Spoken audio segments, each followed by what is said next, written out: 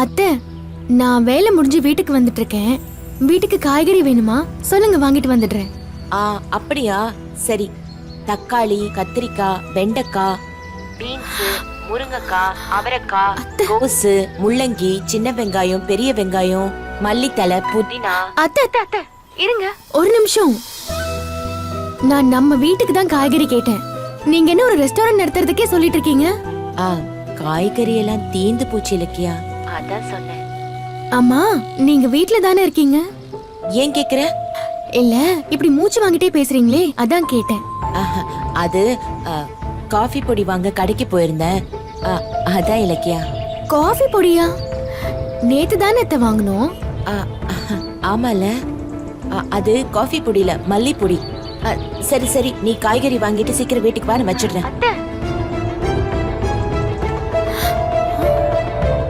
அத்தையே இவ்ளோ பரபரப்பா பேசுறாங்க.